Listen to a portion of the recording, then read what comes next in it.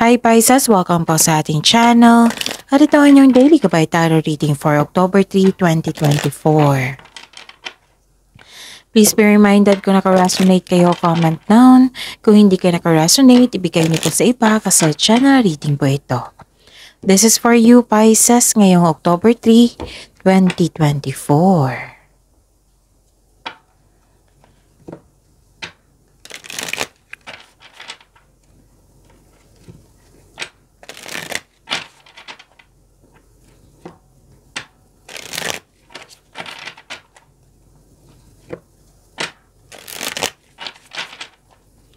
Para po ito sa inyo Pisces ngayong October 3, 2024. Maraming salamat po sa inyong patuloy na suporta at maraming salamat din po sa mga hindi nag-skip ng ads.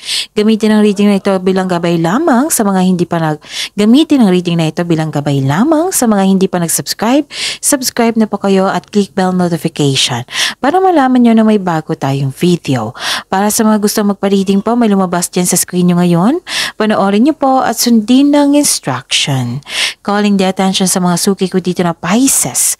Open na po ang inyong monthly gabay tarot reading for October 2024. May 6 months from now reading tayo at love life reading po. So message me Pisces for schedule. Maraming salamat po. Spirit's Guide, mga ganap po ngayong October 3, 2024 para po kay Pisces. I need 3 cards po.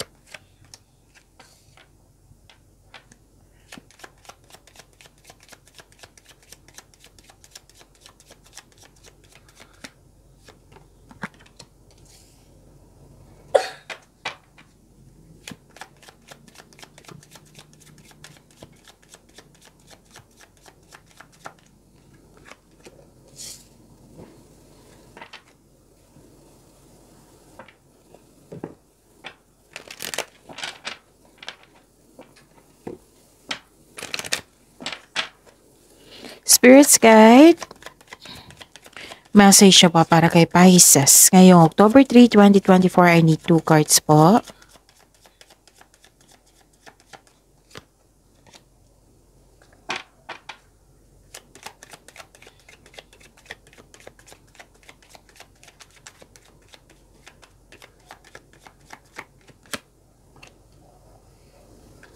Okay, Pisces. Ngayong October 3, 2024. Okay.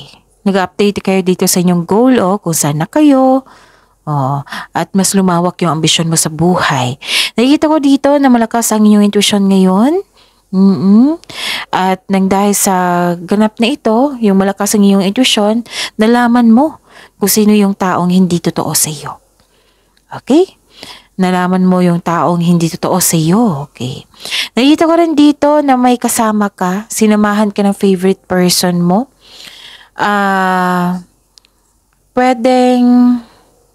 Okay, natutuwa ka sa kanya kasi magaan ang loob mo sa kanya. Nagbigay ito ng loyalty and support sa iyo. Pwede din na may bagong kang kasamahan dyan. Or pwedeng bagong kaibigan. Yung magaan ang loob mo sa kanya. Pwede din na bumili ka ng gamit ngayon to pamper yourself. And may nakita rin ako dito na hired as katiwala po. Nakita ko rin dito na may bumili kayo para magkaroon ng kasama. Yung bumili kayo ng pet para magkaroon kayo ng kasama. Okay? So, yun. Dalawang card na po nagsabi dito na may new beginning. Pwedeng kakasimula mo lang sa trabaho, sa relasyon, sa connection sa isang tao. Yun. Nakikita ko dito yung innocence. Nakikita ko rin dito yung, anong tawag nito? Na humihingi ng time sa iyo ang isang bata, literal na bata. Humihingi siya ng time sa iyo. Or pwede din na inner child mo ito. So, take time. Bigyan ng oras po. Okay? So, yan. Conclusions are within reach. Nabigyan na ng konklusyon, solusyon ng inyong problema. Sagot ang inyong mga katanungan. Kasi nga, malakas ang inyong intuition din. And balance spirituality and practicality. Spirit's Guide, ano po yung energy ni Pisces ngayong October 3, 2024.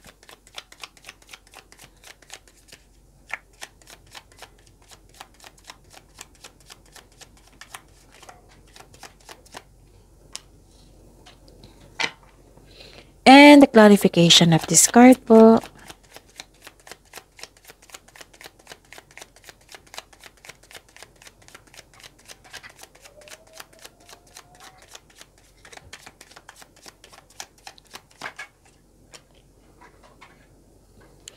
This is a daily reminder. Panoorin niyo po yung last 4 days Kabay Tarot reading niyo po, yung sunod-sunod na date. Para hindi niyo makalimutan, para hindi kayo maguluhan, malito, at para fair din sa mga bagong subscriber natin dito. Para alam din nila yung ano yung dapat gawin nila. Panoorin niyo po yung last 4 days Kabay Tarot reading niyo po.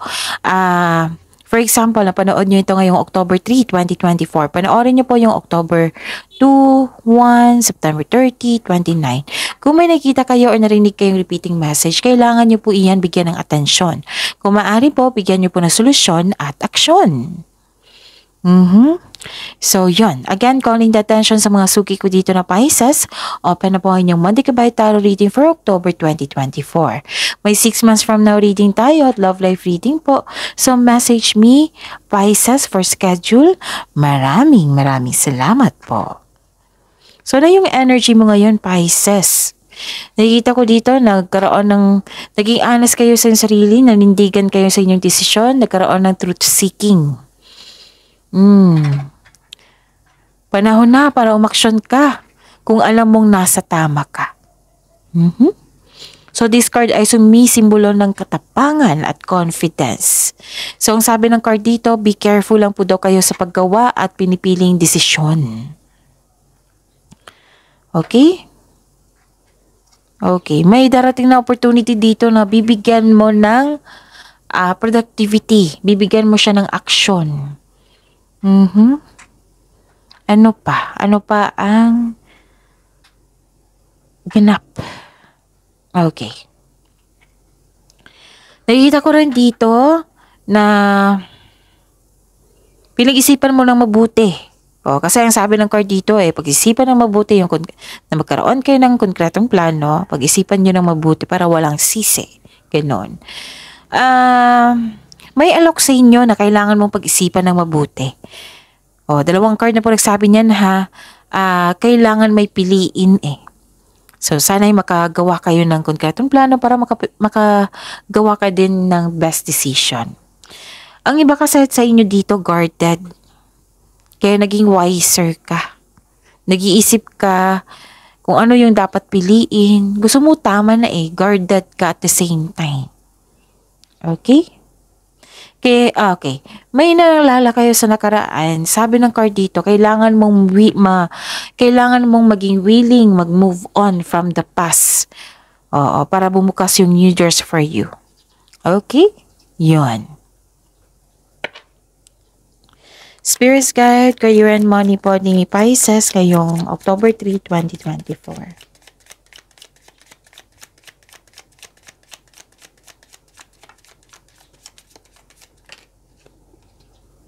Okay, kunin ko to.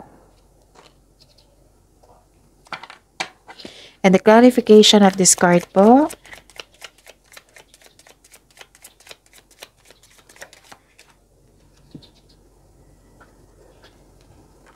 Okay.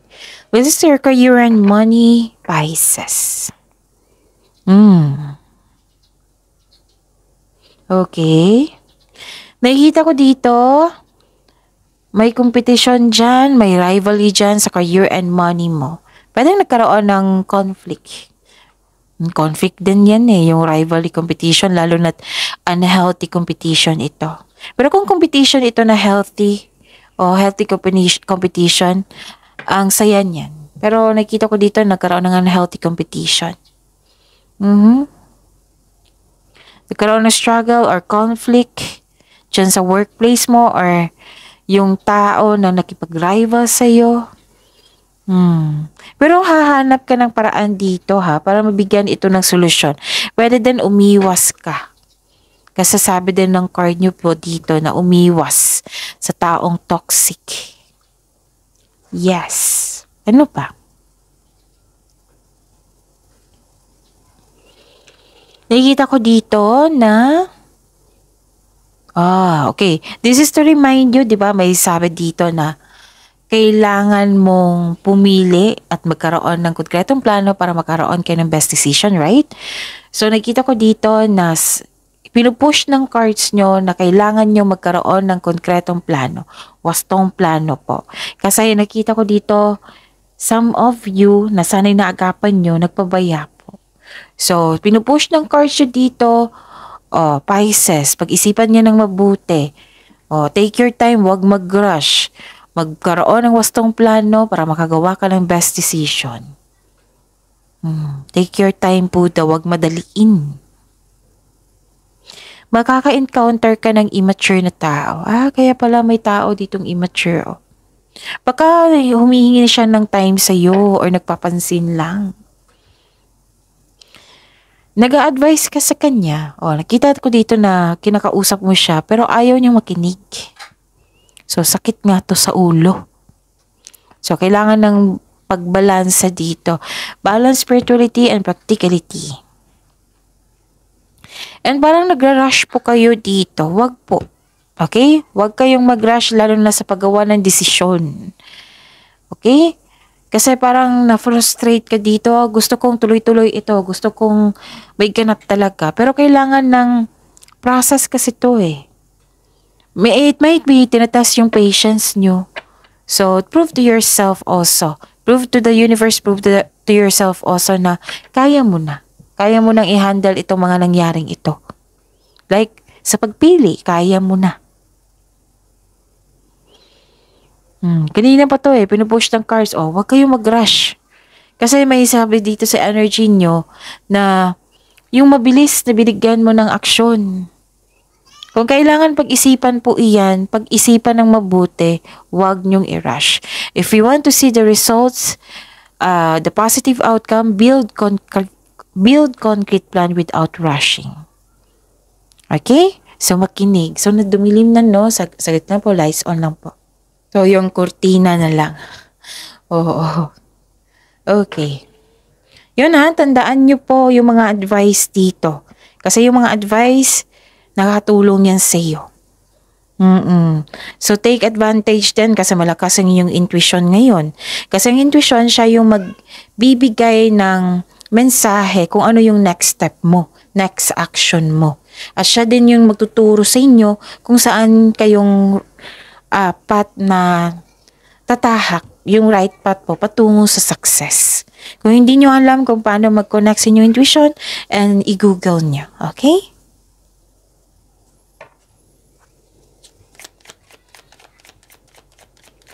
Spirit's Guide, Love Life, Self-Love, and Romance. Love Life, Self-Love, Partnership, and Romance ni Pisces ngayong October 3, 2024. And the clarification of this card po.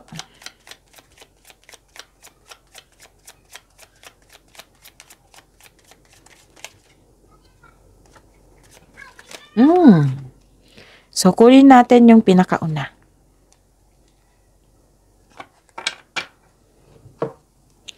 Maraming salamat po sa patuloy na tiwala at suporta sa ating channel.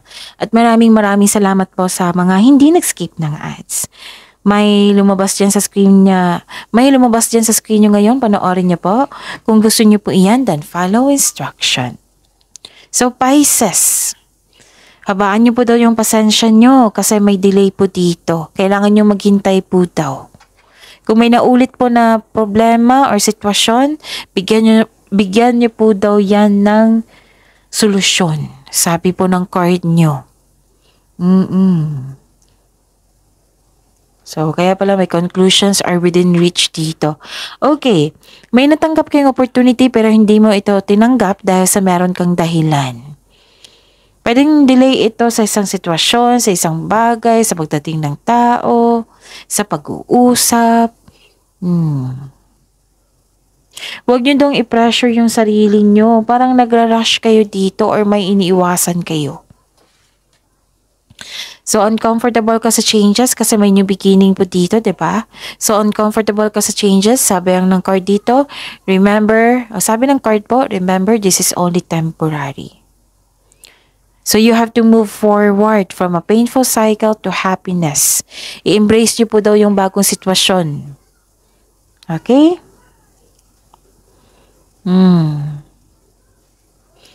So okay. So you have to let go talaga sa nakaraan in order to find peace. Let go na sa hindi mo na makontrol. Sabi po ng card po dito. Gusto mo may kausap dito, Pisces? Nakikita ko. Nakikita ko dito ng, pwede din isolation. Yung gusto mo mapag-isa muna para makapag-isip ng mabuti. Para sa pagbalik nyo, re-energize na kayo. Nagkaroon ng isolation. Okay. May ganap po na nahihirapan kang magbigay ng tiwala sa isang tao. Some of you, gusto nyo mapag-isa. Some of you, gustong may kausap. So, kung gusto nyo may kausap, it's time to reach out for support and connection. Pwede din na kung ayaw nyo talaga na nahihirapan kayo sa magbigay ng tiwala sa ibang tao, pwede din na kausapin mo yung intuition mo. Okay? So, yun. Ano pa? Ano pa ang mga mensahe dito? Okay. Pinupush talaga ng cards nyo dito, na nag-iisip kayo. Gusto nyo magkaroon ng tama. Kasi siguro may nangyari sa nakaraan. Oo. Kaya ngayon naging wiser kayo. So, hindi ko kayo masisisi na ganyan. Kasi kahit ako, magiging wiser ko. Kasi kukunin natin yung learning sa nakaraan para magamit natin, like, ma-beware tayo, na-aware na tayo kung ano yung dapat iwasan. Huwag kayong magmadali. Kasi ilang cards na po nagsabi dito hanggang dito. Nagmadali kayo sa paggawa ng desisyon. Sa gustong may ganap. Ganon. So, take your time. Relax lang po. Kailangan ng pagbalansa dito. Baka mapagod kayo niyan So, kailangan yung balansehin yung energy mo. At pagiging practical din. Okay? So, yun. I think yun na. See you tomorrow, Pisces. Please like, subscribe, and click the button for notification para updated po kayo sa daily tarot reading natin. Maraming salamat po.